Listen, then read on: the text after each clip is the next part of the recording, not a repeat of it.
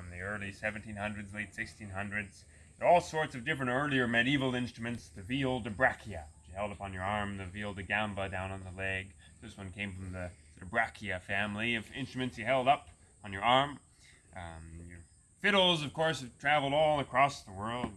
Scotland, Ireland, up in Norway have some really interesting fiddles. 5-string fiddles, what are called Hardanger fiddles, that have all these sympathetic strings that sort of resonate.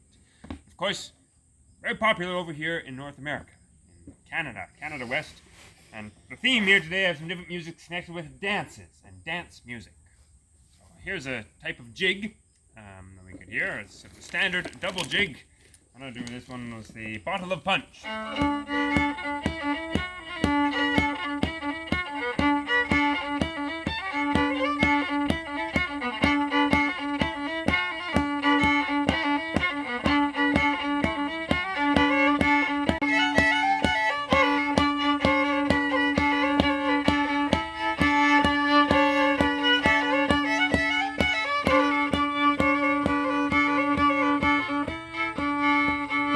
That's one type of jig you heard. Another one pretty common in tune books for dance music at this time is called a slip jig or hop jig. You might count that in 9, 1, 2, 3, 4, 5, 6, 7, 8, 9, 1, 2, 3, 4, 5, 6, 7, 8, 9, 1, 2, 3, 4, 5, 6, 7, 8, 9, or with a characteristic rhythm like this. So 1 and 2 and 3 and yum da da. You want to try that on your upper thigh?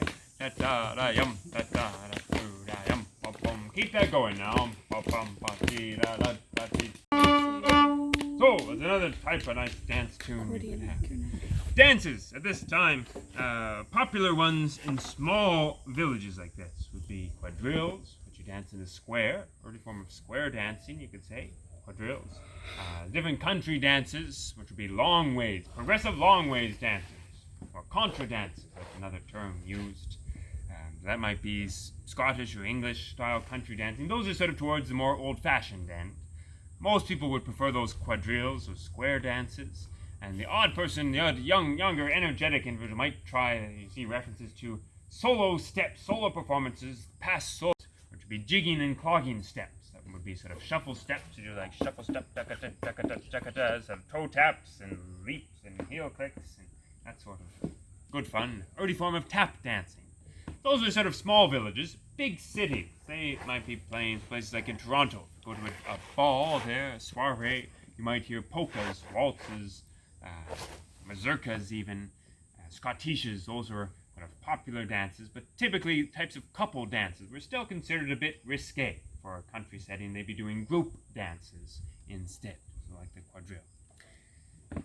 There's another popular instrument around at this time, mid-19th century. It's called the banjo, right? Banjo.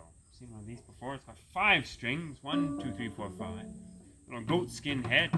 Strings are made largely of sheep gut, sheep intestine. And the strings, a longer one here is borrowed from a fiddle, actually. It's a round gut string. So gut on the inside, silver wire on the outside. To play the banjo with your fingernail at a point in time, you can learn how to type a book that tells you how to play the instrument in correct style and gives you some suggestions on how to hold it and how to use your hand in jig. It's also called the leg of duck, or what's the other term? The Quaker's foot. That's another name. Lots of funny tunes for some of these dance music. Always good fun. So this arrangement's from that book, and then I'll play an American style jig. Does anyone play music here? So there's a difference in writing. When I say an American style jig, it sort of refers to a different count rather than a jig. An Irish jig, a count in 6. 1, 2, 3, 4, 5, 6. 1, 2, 3, 4, 5, 6. There's a certain lilt to it. And what I'm calling is American style jigs were published in 2. 1, 2, 1, 2, 1, 2. It's still the same basic count, but the overall effect's a little bit different. So hopefully you can get some of that.